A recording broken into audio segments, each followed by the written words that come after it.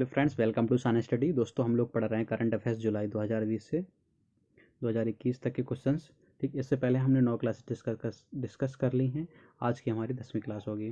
ठीक दोस्तों, अगर आपने सन स्टडी को सब्सक्राइब नहीं किया तो सब्सक्राइब कर लीजिए और बेल आइकन को प्रेस कर लीजिए, जिससे आने वाली सभी वीडियो की अपडेट आपको मिलती रहे। दोस्तों, कल लोग हम लोगों ने पढ़ा था राजीव गांधी खेल रत्न पुरस्कार के बारे में। राजीव गांधी खेल रत्न पुरस्कार 2020 के लिए 5 खिलाड़ियों को दिए गए थे। ठीक, ये आप देख सकते हैं। इसकी वीडियो हमने अपलोड यूट्यूब चैनल में अपलोड कर दिया। आपने अगर नहीं देखा तो वहाँ पे जाके देख सकते हैं। ठीक, आज हम लोग कुछ वन लाइनर टाइप के क्वेश्चंस पढ़ेंगे। पहला हमारा टॉपिक है हमारा ये जम्मू एंड कश्मीर। ठीक, जम्मू एंड कश्मीर में 5 राजभाषाएं घोषित की गई हैं। ठीक, अगर हम बात जाने कौन सी राजभाषाएं हैं तो उर्दू, हिंदी, अंग्रेजी, कश्मीरी और डोगरी। ठीक, उर्दू वहाँ की भाषा थी, कश्मीरी वहाँ की भी भाषा है, डोगरी तो वहाँ मतलब एक जनजाति भी पाई जाती है और वहाँ की भाषा भी थी। ठीक, और हिंदी और अंग्रेजी भी शामिल किया। मतलब टोटल इस समय 5 राजभाषाएं हैं जम्मू एंड कश्मीर में। ठीक, अगर ये जो हुआ है यानी 5 राजभाषाएं जो हुई हैं तो जम्मू एंड कश्मीर के जो धारा 47 है उसके पुनर्गठन की धारा 47 के तहत किया गया है। ठीक, जम्मू एंड कश्मीर के बारे में और कुछ जाने तो जम्मू एंड कश्मीर भारत का जो केंद्र शासित प्रदेश है। ठीक, टोटल अब केंद्र शासित प्रदेश हो गए हैं टोटल 28 राज्य और 8 केंद्र शासित प्रदेश हो गए हैं। ठीक, पहले अपने 29 राज्य थे और 7 केंद्र शासित प्रदेश थे। तो ठीक, यहाँ से जम्मू एंड कश्मीर को हटाया और 2 बनाया तो टोटल हो गए थे 9 केंद्र शासित प्रदेश। लेकिन दमन और दीव और दादा और नागर हवेली को भी दोनों को मिला के एक में कर दिया है। इसलिए इस समय टोटल 28 राज्य हैं और 8 केंद्र शासित प्रदेश हैं। ठीक, ये बात याद रखिएगा। जम्मू एंड कश्मीर में जाने समय जम्मू एंड कश्मीर में विधान परिषद भी खत्म कर दी है। तो टोटल 6 राज्यों में विधान परिषद है। अब पहले 7 राज्यों में थी, जम्मू एंड कश्मीर की खत्म कर दी है। ठीक, आगे हम चलते हैं। आगे हमारा एक त्रिपुरा उच्च न्यायालय के बारे में। त्रिपुरा उच्च न्यायालय ने जो पशु पक्षियों पर बलि दी जाती थी उस पर रोक लगा दी है। ठीक, ये वहाँ पे प्रथा थी कि पशु पक्षियों को पूजा के दौरान बलि दी जाती थी। ठीक, उन्होंने ऐसा 21 फर्स्ट का जो आर्टिकल है उसका उल्लंघन का बताया है, इसी वजह से वहाँ पे रोक लगा दी है। ठीक, किस मंदिरों में मेनता बलि दी जाती थी तो ये है एक वहाँ का त्रिपुरेशी मंदिर और दूसरा है चतुर्दश देवता का मंदिर। ठीक, इन दोनों मंदिरों में मुख्यतः रोक लगाई गई है। ठीक, इसको याद रखिएगा। ठीक, किसने रोक लगाई है तो त्रिपुरा उच्च न्यायालय ने लगाई है। ठीक, आगे हम चलते हैं। ये है Indian cyber crime coordination centre.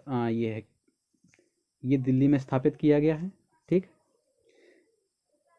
इसको अगर शॉर्ट फॉर्म में देखें तो ICCC मतलब इसको I4C के नाम से भी जाना जाता है। इसको याद रखिएगा। I4CC कहाँ पे स्थापित किया गया, बस इतना ही पूछा जाएगा कि I4CC कहाँ स्थापित किया गया है, इसका मुख्यालय कहाँ पे है तो ये दिल्ली में है।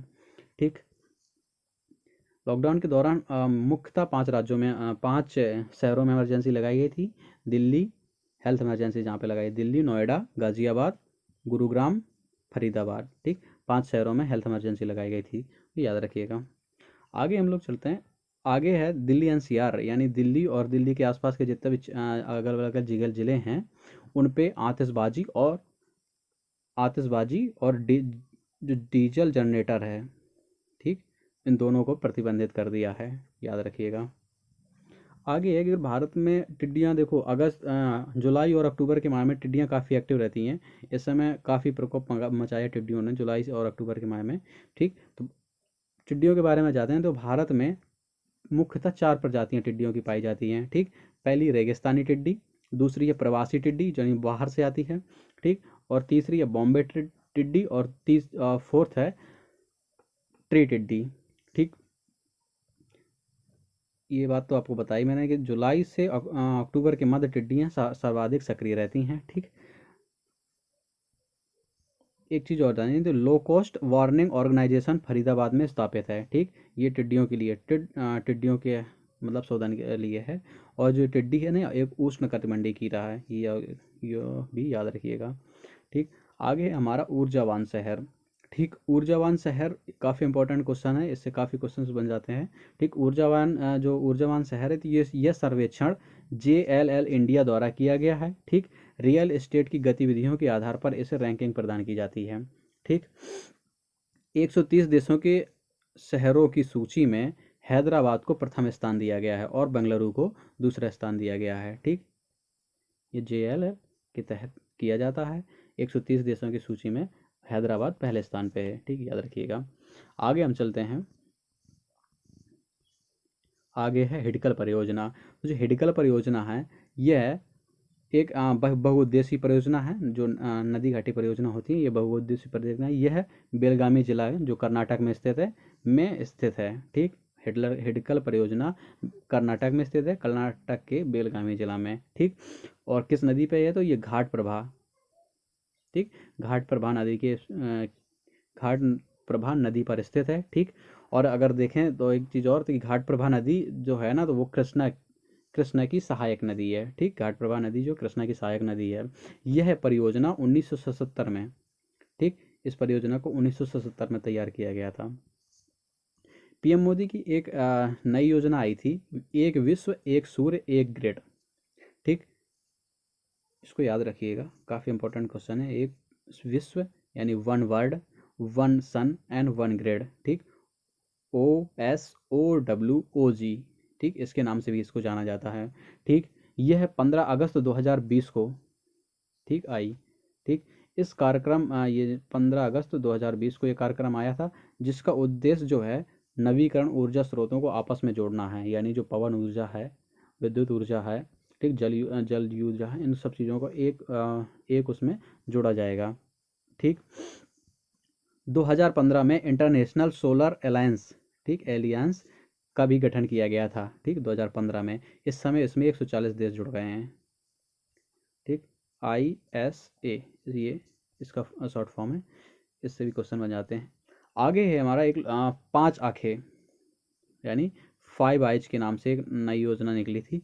5 आइज के नाम है। ये 5 आइज जो है ऑस्ट्रेलिया, कनाडा, न्यूजीलैंड, ब्रिटेन और USA। ठीक, ये 5 देशों का समूह है। इनका मुख्य उद्देश्य जो है वो चीन की जो गतिविधियां उन पर नज़र रखना है।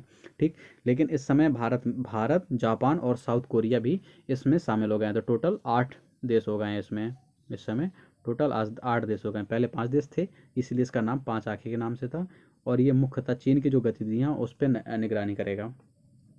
ठीक, आगे चलते हैं हम। एक आया था टॉपिक, एक शब्द आया एयर बबल। ठीक, ये एयर बबल जो शब्द है ये कोविड के दौरान सक्रिय हुआ, जिसका मुख्य उद्देश्य था परिवहन को बढ़ावा देना। ठीक, इस शब्द का मतलब परिवहन को बढ़ावा देने के लिए इस शब्द का प्रयोग किया जा रहा था। भारत ने उस उद्देश्य में USA, ब्रिटेन, फ्रांस, ठीक, से समझौता किया है। ठीक, USA यानी संयुक्त राज्य अमेरिका, ब्रिटेन और फ्रांस, इन तीन राज्यों से समझौता किया है। हालांकि इसका जो मुख्य उद्देश्य था वो उसको किराए को 25% कम करना था, लेकिन ऐसा हुआ नहीं। अभी देखा जाए तो ऐसा हुआ नहीं है, लेकिन इसका उद्देश्य जो था वो 25% किराए को कम किया जाना था। याद रखिएगा। आगे चलते हैं हम। लास्ट टॉपिक है ये हमारा वन लाइनर क्वेश्चंस का। ये है यूनिवर्सल बेसिक इनकम। ठीक, यूनिवर्सल बेसिक इनकम क्या होती है? इसके तहत क्या है कि सभी नागरिकों को निर्वाह योग्य आय का अधिकार प्रदान किया जाता है। मतलब कुछ मिनिमम आय निर्धारित की जाती है, उसका आय का एक निर्वाह, मतलब जैसे जीवन का निर्वाह हो सके।